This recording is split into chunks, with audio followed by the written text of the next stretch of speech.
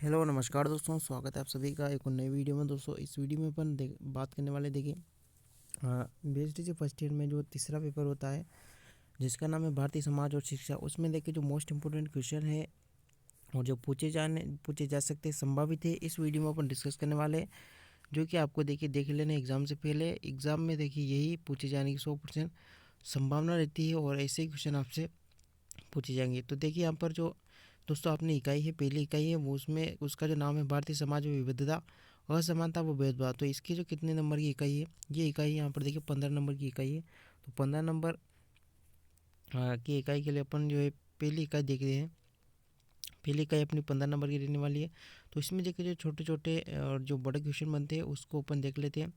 तो देखिए सबसे पहला हमारा क्वेश्चन है कि समाज की परिभाषा लिखिए। तो समाज की परिभाषा देखिए यहाँ पर दे रखी है कि विभिन्न समाजशास्त्रियों ने समाज शब्दों को भिन्न भिन्न रूपों में परिभाषित किया है। इसकी प्रमुख परिभाषाएं निम्न रूप से प्रस्तुत की गई, जैसे मैकाइवर कहता है, मैकाइवर तथा पेज के अनुसार कि समाज रीतियों एवं कार्य प्रणालियों, प्रभुत्व एवं पारस्परिक सहयोग, अनेक समूहों और उनके विभाजनों की मानव व्यवहार के निमंत्रणों एवं स्वाधीनता की क्या है व्यवस्था है। तो इस प्रकार से देखिए आपको एक परिभाषा तो याद कर लेनी है, ताकि आपको यहाँ पर देखिए यदि परिभाषा पूछता है तो आप आराम से लिख सकते हैं। फिर देखिए दूसरी परिभाषा किसने दी। दूसरी परिभाषा दोस्तों दी यहाँ पर गिडिस ने। किसने दी? गिडिस के अनुसार समाज स्वयं एक संघ है। यह एक संगठन तथा औपचारिक संबंधों का योग है जिसमें सहयोग देने वाले व्यक्ति एक दूसरे से संबंधित होते हैं। फिर देखिए अगला क्वेश्चन है। अगला क्वेश्चन जो इम्पोर्टेंट क्वेश्चन है वो यहाँ पर देखिए आदिवासियों एवं जनजातियों की सामाजिक व्यवस्था की विशेषता यहाँ पर बतानी है। कितनी? 2 विशेषता आपको बतानी है। तो यहाँ पर देखिए आदिवासियों और जनजातियों जो है उनकी सामाजिक विशेषता की बात करें तो आजकल इनमें क्या है, बाल विवाह नहीं होते और लड़के वाले लड़की वाले को विवाह के अवसर पर धन देते हैं। फिर देखिए यहाँ पर पर्दा प्रथा इसमें नहीं चलती है और नाता प्रथा यहाँ पर मौजूद है। तो ये क्या है, आदिवासी एवं जनजाति जो इलाके हैं उनकी सामाजिक व्यवस्था है। फिर देखिए अगला है कि बचपन में विविधता किस प्रकार देखी जा सकती है। तो बचपन में विविधता किस प्रकार से देखी जा सकती है? बचपन में विभिन्नता दिखाई देती है। कुछ बच्चे अच्छे स्कूल में पढ़ते हैं तो कुछ कचरा बीनते हैं और कुछ बच्चे ढाबों पर काम करते हैं। तो ये क्या है, बचपन की विविधता है। फिर देखिए अगला क्वेश्चन है कि अपने बच्चे अपने पारिवारिक व्यवसाय के अनौपचारिक प्रशिक्षण प्राप्त करते हैं। गडोलिया लोहार समुदाय के उदाहरण से स्पष्ट कीजिए। या फिर इस प्रकार से आपसे पूछ सकता है कि गाडोलिया लोहार के बच्चों का बचपन कैसा होता है। तो यहाँ पर देखिए गाडोलिया लोहार के जो परिवार के लाहौर के परिवार भी एक तरह से एक स्थान पर कम रहते हैं, परंतु देखिए इनके जो बच्चे होते हैं अपने माता पिता के साथ लोहे की वस्तु बनाने की कला में दक्ष होते हैं। इन्हें औपचारिक शिक्षा नहीं मिलती परंतु अनौपचारिक कलात्मक शिक्षा क्या है, सीख लेते हैं। तो इस प्रकार से इनका जो बचपन है वो रहता है। फिर देखिए अगला क्वेश्चन है वो है कामकाजी बच्चे दूसरे बच्चों से क्या सीख सकते हैं। तो कामकाजी बच्चे दूसरे बच्चों को क्या सिखा सकते हैं। देखिए यहाँ पर क्या क्या सिखा सकते हैं कि कामकाजी बच्चे जो होते हैं, कामकाजी बच्चों की शिक्षा की दृष्टि से पिछड़े होते हैं, परंतु ये अपना निजी हुनर क्या है, निजी हुनर जानते हैं। जैसे कि यहाँ पर नगीने तराशने वाला बालक नगीनों का काम कर जानता है। गाडोलिया गाडोलिया लोहार का जो बालक होता है वो छोटी मोटी लोहे की जो वस्तु है वो बनाता है तथा इसकी मरम्मत करता है। यह काम वो दूसरे बालकों को भी सिखा सकता है। तो इस प्रकार कामकाजी बच्चे दूसरे बच्चों को सिखा सकते हैं। फिर देखिए अगला आएगा यहाँ पर पूर्वाग्रह क्या है, ये किस पर आधारित होता है। तो पूर्वाग्रह की दोस्तों बात करें तो इसमें देखिए पूर्वाग्रह एक सामूहिक सदस्यों के द्वारा दूसरे सदस्यों के बारे में पूर्व कल्पित विचार है, व्यवहार होता है। इस शब्द का अक्षरतः यानी अर्थ होता है पूर्व निर्णय, अर्थात वह धारणा जो बिना विषय को जाने और बिना उसके तथ्यों को परखे शुरुआत से ही बना ली जाती है। पूर्वाग्रह ज़्यादातर एक समूह के बारे में अपरिवर्तित कठोर और रूढ़िगत धारणाओं पर आधारित होते हैं। तो इससे अपन क्या है, पूर्वाग्रह करते हैं। यानी अपन शॉर्ट में बात करते देखिए जो पहले से धारणा बनी होती है हमारे दिमाग में, उसे क्या कहते हैं, अपन पूर्वाग्रह कहते हैं। फिर देखिए यहाँ पर अगला क्वेश्चन है वो है शोषण किसे कहते हैं। तो शोषण शब्द की बात करें दोस्तों, शोषण शब्द यहाँ पर शोषण शब्द का जो उपयोग है हम उस संदर्भ में करते हैं जहाँ एक व्यक्ति या समूह के श्रम या संसाधन को कोई अन्य व्यक्ति या समूह उचित भुगतान किए लेता है उसे क्या कहते हैं अपन यहाँ पर शोषण कहते हैं। फिर देखिए यहाँ पर अगला जो क्वेश्चन आता है वो देखिए यहाँ पर वर्ग और हैसियत में क्या अंतर है। क्या दोस्तों, वर्ग और हैसियत में क्या अंतर है। तो वर्ग का संबंध आर्थिक संसाधन से होता है, जबकि हैसियत का संबंध समाज में जीवन शैली से प्राप्त प्रतिष्ठा से होता है। अगला क्वेश्चन देखिए,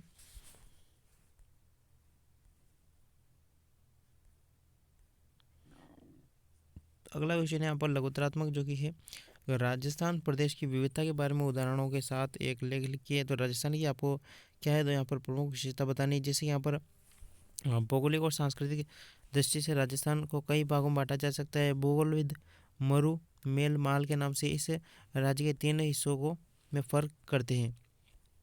फिर देखिए यहाँ पर एक यानी पश्चिमी राजस्थान में मरुस्थल मेरू यानी अरावली पर्वतमाला के हिस्से तथा माल यानी पूर्वी राजस्थान के मैदानी व पठारी हिस्से, इन तीनों भागों में भौगोलिक अंतर के कारण जीवन यापन के तरीके और संभावना में अंतर आ जाता है। इसी तरह सांस्कृतिक दृष्टि से मारवाड़, मेवाड़, हाड़ौती, शेखावटी, मेवाती आदि अनेक क्षेत्रों को पहचान सकते हैं। इसमें भाषा ज्ञान, संस्कृति व सामाजिक ढांचों व रीति रिवाजों में काफ़ी अंतर है। इन क्षेत्रों के अंदर भी अनेक छोटे मोटे यहाँ पर देखिए अंतर देखने को मिलते हैं। तो इस प्रकार क्या है, राजस्थान में अलग अलग धर्म के होने के बावजूद भी लोगों में रीति रिवाज, धार्मिक विश्वासों आदि पर विश्वास एक दूसरे का प्रभाव है। फिर देखिए अगला क्वेश्चन है, भारतीय समाज में भाषा विविधता के स्वरूप को यहाँ पर स्पष्ट कीजिए। जो भाषा स्वरूप क्या है, तो यहाँ पर देखिए आपको भाषा के बारे में लिखना है। जैसे कि जो हमारे देश में भाषा कितनी है, अनुसूचियों में कितनी भाषा शामिल है, संविधान में कितनी भाषा को मान्यता है और कब कब यहाँ पर देखिए भाषा में चेंज किया गया है, इसमें आप शॉर्ट में भी लिख सकते हैं। फिर देखिए अगला क्वेश्चन आता है अपना, वो आएगा देखिए, घुमक्कड़ समुदाय के लोगों का समाजीकरण और शिक्षा पर प्रकाश डालिए। यानी घुमक्कड़ जो समुदाय होता है उनकी शिक्षा किस प्रकार से होती है, उनका समाजीकरण किस प्रकार से चलता है, वो यहाँ पर देखने वाले हैं। तो देखिए हजारों वर्षों से राजस्थान में घुमक्कड़ समुदाय यानी विचरित का आए हैं। पशुपालन काम के लिए जगह जगह जाना, वर्षा की कमी के कारण जीविका की तलाश में पलायन करना, विशिष्ट सेवा करने के लिए जगह जगह जाना आदि के चलते घुमक्कड़ जीवन बिताते हैं। ये लोग सदियों से हमारे यहाँ प्रदेश की अर्थव्यवस्था को सुदृढ़ करने, सामाजिक व्यवस्था को बनाए रखने, संस्कृति को संवारने व उसे लोकप्रिय बनाने में लगे हैं। लेकिन आज इनमें से कई लोगों की जीविका खतरे में और वे वैकल्पिक जीविका की तलाश कर रहे हैं। फिर देखिए घुमक्कड़ समुदाय में जो समाजीकरण होता है वो किस प्रकार से होता है।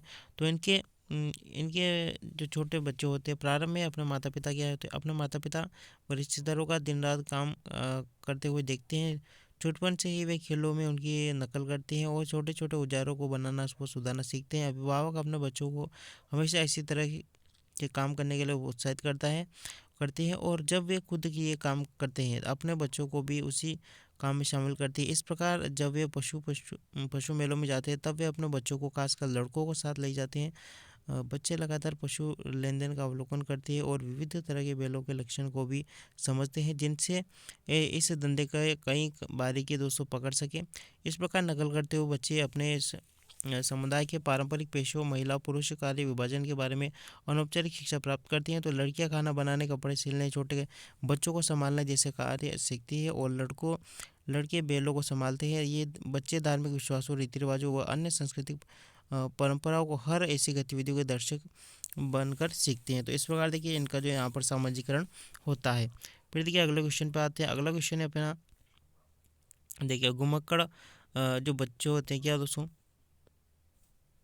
घुमक्कड़ समुदाय वालों में इनकी शिक्षा किस प्रकार से मिलती है इनको। देखिए घुमक्कड़ समुदाय के लोगों में वर्तमान स्थानीय रूप से रहने की प्रवृत्ति बढ़ रही है, जिसके कारण कई परिवार के बच्चे आसपास के विद्यालयों में जाते हैं। हालांकि अब भी इस समुदाय के अनेक परिवार आज भी घुमक्कड़ जीवन जी रहे हैं। इन परिवारों के बच्चे अभी भी शिक्षा के दायरे से बाहर है। इस समुदाय में पारंपरिक जीवन के लिए शिक्षा जरूरी है। यह समाज अनायास ही अनौपचारिक तरीके से अपने बच्चों को देता है। खेती में आ रहे बदलावों के कारण पारंपरिक औजारों तथा बैलों की मांग कम होती जा रही है। हालांकि उनकी शिक्षा जीवन से कटी हुई नहीं है, लेकिन समय के साथ पारंपरिक पेशे लुप्त होते जा रहे हैं, तो इन्हें जीविका के लिए मौके खोजने पड़ रहे हैं। इसमें शिक्षा इनका संबल बन सकती है। अतः ऐसे समुदायों में शिक्षा को बढ़ावा देने के लिए विशिष्ट योजनाएं चलाने की आवश्यकता है। फिर देखिए यहाँ पर बचपन को प्रभावित करने वाले कारक कौन कौन से, तो यहाँ पर अपन देखने वाले तो बचपन को कौन कौन से कारक यहाँ पर प्रभावित करते हैं। देखिए माता पिता की आर्थिक स्थिति एवं सामाजिक स्थिति बच्चों को बचपन को प्रभावित करती है। बिल्कुल माता पिता का शिक्षित होना अशिक्षित होना भी इसको प्रभावित करता है। फिर देखिए माता पिता की आर्थिक स्थिति अच्छी होने पर बालक का रहन सहन अच्छा रहता है तथा आवश्यकता पड़ने पर चिकित्सा उपलब्ध हो जाती है। फिर देखिए यहाँ पर अगला सौतेली माँ और एकल परिवार में बच्चों का जो है बचपन संस्कारहीन रहता है। परिवार में यदि बच्चे कम हैं तो उनका बचपन अच्छा व्यतीत होता है। अधिक बच्चों में इस माता पिता सभी बच्चों पर अधिक ध्यान नहीं दे सकते। तो ये क्या है, बचपन को प्रभावित करने वाले प्रमुख कार्य है। फिर देखिए यहाँ पर अनौपचारिक और औपचारिक शिक्षा में आपको यहाँ पर अंतर बताना है। तो अंतर क्या है इसमें, देखिए औपचारिक शिक्षा नियम पूर्वक तरीके से संपन्न होती है। यानी अपन शॉर्ट में बात करें दोस्तों तो यहाँ पर देखिए जो औपचारिक शिक्षा है वो यहाँ पर स्कूलों और जो विद्यालय होती है उनमें दी जाती है। लेकिन अनौपचारिक जो शिक्षा होती है,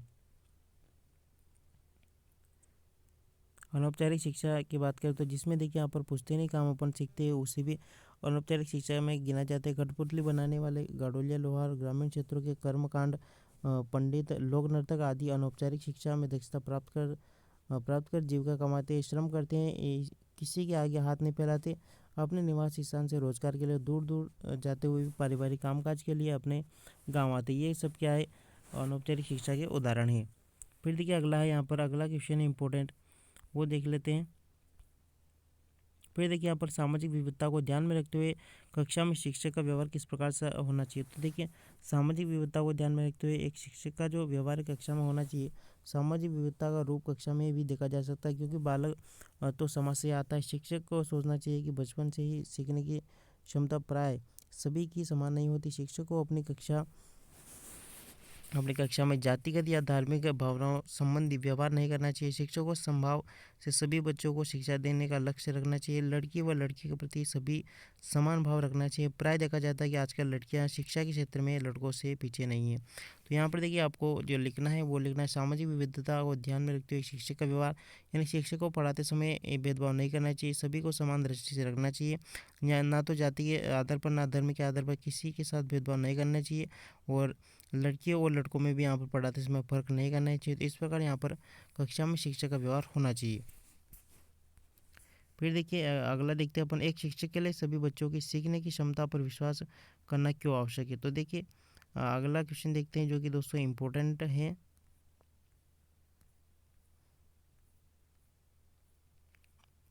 अगला यहाँ पर देखिए सत्ता के संबंध में वेबर का क्या विचार है। तो मैक्स वेबर है, उसने देखिए सत्ता के संबंध में क्या कहा है कि वेबर ने कहा कि जितनी महत्वपूर्ण संपत्ति या हैसियत है उतना ही महत्वपूर्ण राजनीतिक सत्ता है। यह आवश्यक नहीं कि धनी या प्रतिष्ठित व्यक्ति ही सत्ता हासिल करे। राजनीति में विभिन्न पार्टियों की सहायता से सत्ता हासिल हो सकती है, परंतु यह निश्चित है कि समाज का हर तबका आर्थिक, सामाजिक तथा राजनीति में अपना वर्चस्व बनाना चाहता है। तो ये क्या है, वेबर के अनुसार यहाँ पर सत्ता के संबंध में वेबर ने ये विचार बताया है। फिर देखिए यहाँ पर अगला है कि समाज में व्याप्त जाति लिंग भेदभाव के चलते